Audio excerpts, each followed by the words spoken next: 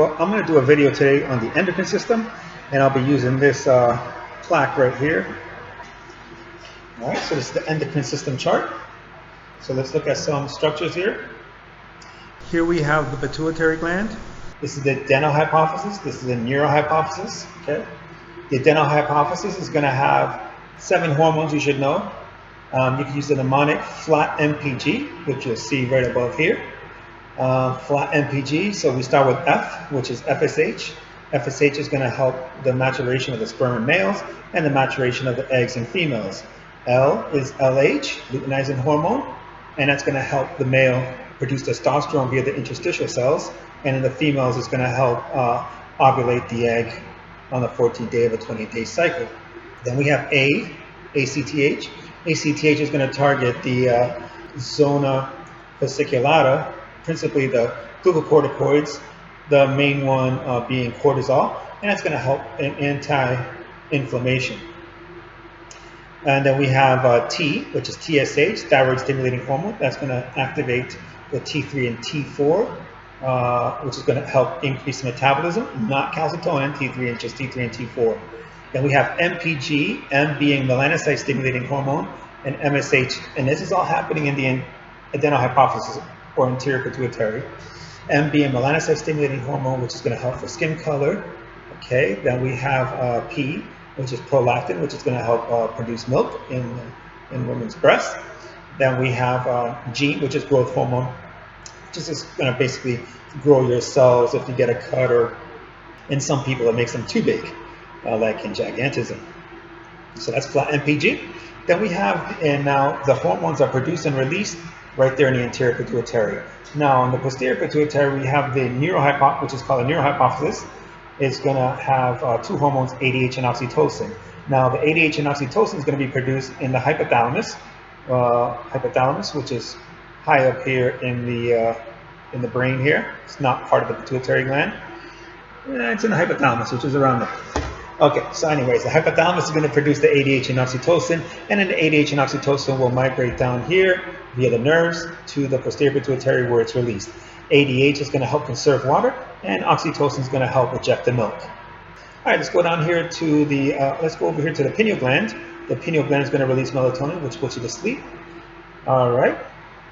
Regulate day-night sleep cycles, all right? If you have a lot of melatonin in your blood, it's about time to be going to sleep.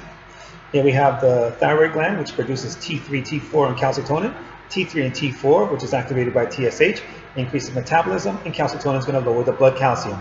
Now, on the back of the thyroid here, we're going to have these 4 structures, which are called parathyroid glands, and they're going to release parathyroid hormone, which is going to elevate the blood calcium.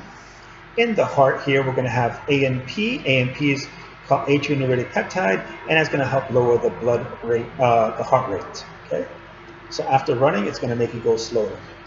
Here we're going to have the islet of Langerhans, which has 3 types of cells: alpha cells, beta cells, and delta cells. Alpha cells is going to help increase, is going to release glucagon, which is going to increase the blood sugar. Insulin is going to be activated when you have too much blood sugar in your blood, so it's going to lower the blood sugar. And people that have diabetes will take insulin shots because the beta cells are not working and insulin is not being released. And then we have delta cells, which are going to be within this islet of Langerhans, which is an endocrine gland, and that's going to inhibit both glucagon and insulin. All right, here we have the adrenal gland, which sits on top of the kidney, and the adrenal gland is going to have a cortex and it's going to have a medulla. The cortex is going to have 3 layers, from outer to inner, GFR. Zona glomerulosa produces mineralocorticoids, principally aldosterone, which absorbs sodium, which is going to conserve water because water follows salt. Then you have the zona fasciculata, which is going to release glucocorticoids, principally cortisol, activated by ACTH, and that's going to help lower inflammation. And then here we're going to have here zona reticularis, the little brown line there, and that's going to release androgens, which is a sex hormone. Then finally in the medulla, we're going to have epinephrine and norepinephrine being released. The kidney also releases erythropoietin. Erythropoietin is a hormone which helps activate red blood cell production in the bone marrow. Okay, now finally down here, we're going to get close here to the sex glands.